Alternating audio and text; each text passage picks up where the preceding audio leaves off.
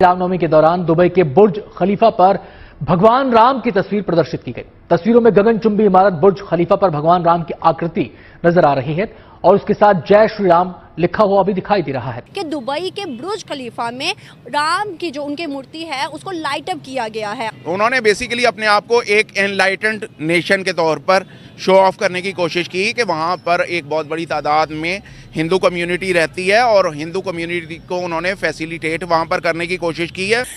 ये नॉर्मली होता नहीं है, लेकिन दो थेरीज हैं इसके ऊपर। एक थेरी तो ये है कि prime minister Modi is so popular कि अगर आप उनकी साइड में हैं तो it means you are on a right side. अब मैं आज अपने हिंदू भाइयों के साथ उनकी खुशियों में शरीक क्यों होना चाहता हूं?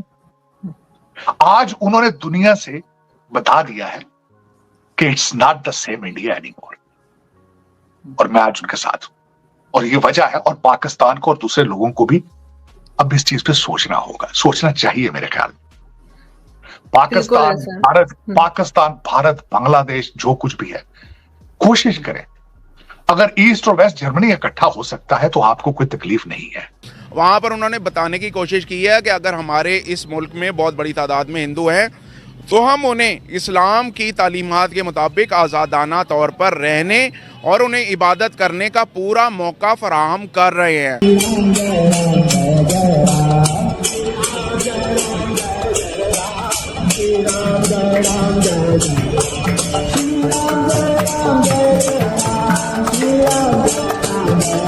बहुत बड़े बड़े नाम है ये, मतलब ये इन इटसेल्फ इन्होंने बड़ा नाम कमाया है और it means everybody is supporting prime minister Modi. लग तो यही रहा है, चीज तो आपके सामने यही आ रही है कि हर कोई कि दुबई के बुर्ज खलीफा में राम की जो उनकी मूर्ति है उसको लाइट अप किया गया है और दूसरी जानिब अमेरिका के टाइम स्क्वायर पर 1 घंटे का राम की पिक्चर्स, राम की वीडियोस वो दिखाई जा रही है। क्या वजूहत है सर कि दुनिया आज उनके एक बड़े इवेंट को हम कह देते हैं सेलिब्रेट कर रही है जिसमें हमारे मुस्लिम भी हैं? क्यों? तो बेसिक मुआशी फैक्टर सबसे पहले आता है उसमें। और जहाँ तक आपने बात की गल्फ़ के एरिया की, तो गल्फ़ के एरिया में भी एक चीज़ जो है वो ख़ास तौर पर है, इंडिया ने वहाँ पर अपने जो सफारती ताल्लुकात हैं उनमें ख़ास तौर पर जो है बड़ी अचीवमेंट हासिल की हैं। और यही वजह है कि वहाँ पर जो बुर्ज खलीफा है या उस एरिया से एडजेसेंट जो एरियाज़ हैं वहाँ पर यकीनन उन्हें काफ़ी ज़्यादा अभी तक पजीराई हासिल है। तो मैं समझता हूँ अगर हम अपनी बात करें तो आपको पता है कि हम इस्लाम पहले रखते हैं, फिर उसके बाद कंट्री रखते हैं या कोई और दूसरी चीज़ रखते हैं, लेकिन हमारे जो दीगर ममालिक हैं, जितने भी मुस्लिम कंट्रीज हैं, वो इंडिया के साथ ज़्यादा अच्छे ताल्लुकात बनाए जा रहे हैं। अब इस्लाम कहाँ गया? देखिए, जहाँ तक इस्लाम का ताल्लुक है ना, तो बेसिकली इस्लाम का तो एक ट्रू सेंस में जहाँ डेफिनेशन देखी जाए तो उसमें कहा जाता है कि इस्लाम इस तरह से है कि मुसलमान एक दीवार की मानंद हैं, ठीक है, एक जिस्म की मानंद हैं, और उसमें कहीं भी किसी हिस्से को चोट पहुंचती है तो वो यकीनन सारा जिस्म दर्द महसूस करता है। बट राइट नाउ चूँकि ट्रू सेंस में नहीं है सारे मामलात, उसकी स्पिरिट उस तरह मौजूद नहीं है, दैट्स वाई हर एक शख्स जो है वो अपने अपने मफादात की, अपने अपने जैसे कहते हैं ना इकॉनमी के हवाले से, दीगर मामलात के हवाले से, वो सारे के सारे लोग अपने चूँकि रिलेशन बिल्डअप कर रहे हैं, तो उस चीज़ को सामने रखते हुए देखा जाए तो हर एक का चूँकि इंडिविजुअल कॉज आ जाता है, तो उसी कॉज को सामने रखते हुए वो लोग इस तरह। सर, आपको नहीं लगता अगर दीगर मुस्लिम कंट्रीज इंडिया के साथ ताल्लुकात बेहतर करें अपने बेनिफिट को देके, अपने बेनिफिशियल लेवल पर, तो हमें भी फिर कर लेना चाहिए? हमें भी इन चीज़ों से बाहर निकल कर हमें भी अपनी इकोनॉमी और अपने लोगों के लिए सोचना चाहिए? देखिए, जहाँ तक ताल्लुक़ है ना पाकिस्तान और इंडिया का, तो ये दोनों एक दूसरे पर हमेशा लेक ऑफ डिपेंडेंसी और ट्रस्ट में रहे हैं।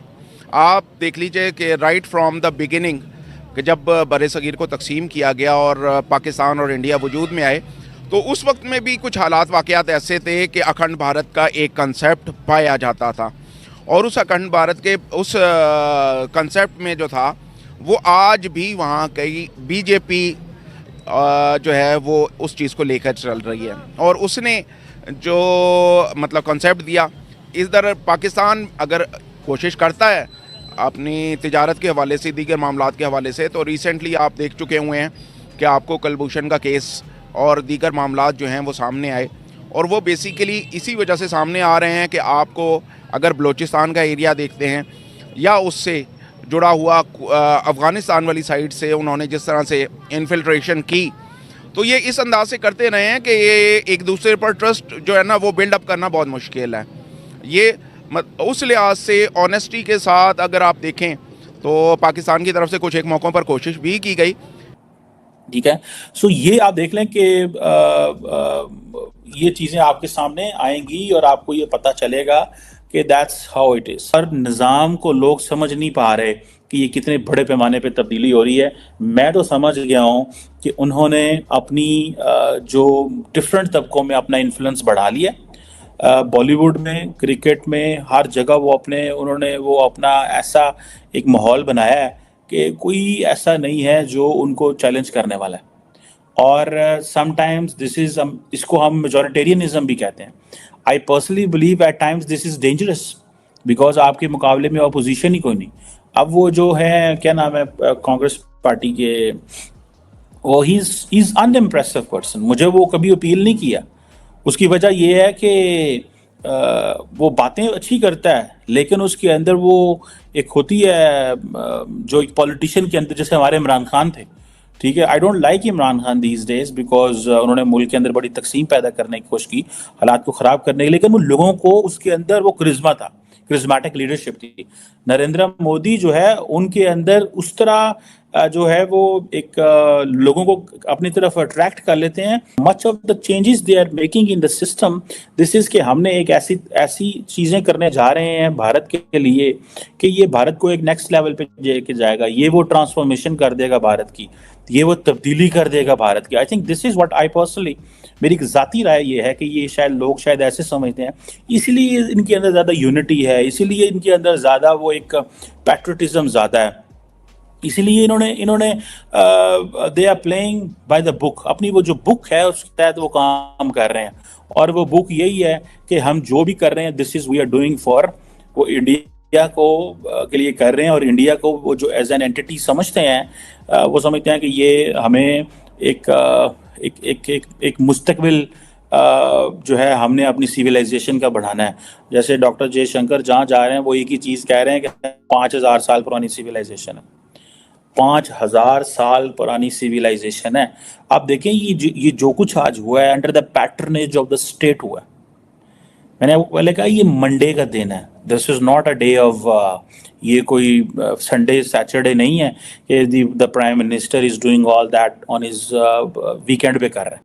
जय हिंद दोस्तों, जैसा कि आपने वीडियो में देखा कि राम मंदिर के इनॉग्रेशन के बाद भारत ही नहीं बाकी पूरे विश्व ने राम मंदिर के इनॉग्रेशन को सेलिब्रेट किया। आपको बता दें कि राम मंदिर का सेलिब्रेशन बुर्ज खलीफा और अमेरिका के टाइम स्क्वायर पे भी काफी धूमधाम से मनाया गया, जिसे देख करके पाकिस्तानी मौलवियों की जल करके राख होगी। क्योंकि एक तरफ जहाँ पे पाकिस्तानी मौलाओं को हर जगह से लात मार के भगाया जा रहा है, वहीं दूसरी तरफ हिंदू धर्म को काफी ज्यादा प्रेज किया जाता है। इसी की ताजा मिसाल है कि दुबई जो की एक मुस्लिम राज्य है, वहाँ पर भी हिंदू धर्म को काफी ज्यादा पसंद किया जाता है। और इसी की ताजा मिसाल है कि दुबई के बुर्ज खलीफा पर भी राम मंदिर की इनॉग्रेशन का वीडियो चलाया गया। यह देख करके पाकिस्तानी मौलवियों की जल करके एकदम सुलग गई है। क्योंकि एक तरफ जहाँ पे पाकिस्तानी मौलवी हमेशा हिंदुओं को काफिर और हिंदुओं को तुच्छ समझते हैं, वहीं दूसरी तरफ उन्हीं के देश में राम मंदिर की इनॉग्रेशन का इतना जबरदस्त वेलकम देख करके पाकिस्तानियों के होश उड़ गए। आपको बता दें कि राम मंदिर की इनॉग्रेशन के बाद पूरे भारत ही नहीं पूरे विश्व में राममय की धुन एकदम गुनगुनाई है, जिसे देख करके और सुन करके पाकिस्तानियों की जल के राख हो गई। आपको बता दें कि राम मंदिर की धुन इस समय पूरी दुनिया में ऐसी छाई है कि हर जगह राम राम ही चल रहा है। जय श्री राम के नारों से पूरा दुनिया गूंज उठा। आपको बता दें कि कोई भी ऐसा देश नहीं है जहाँ पे राम मंदिर की इनॉग्रेशन को लेकर के खुशियां न मनाई गई हों। यह देख करके पाकिस्तानी मीडिया काफी ज्यादा सदमे में है। आपको यह वीडियो कैसा लगा कमेंट में जरूर बताएं। ऐसे ही मजेदार वीडियो देखने के लिए हमारे चैनल को सब्सक्राइब करना ना भूलें। जय हिंद, जय भारत, जय श्री राम।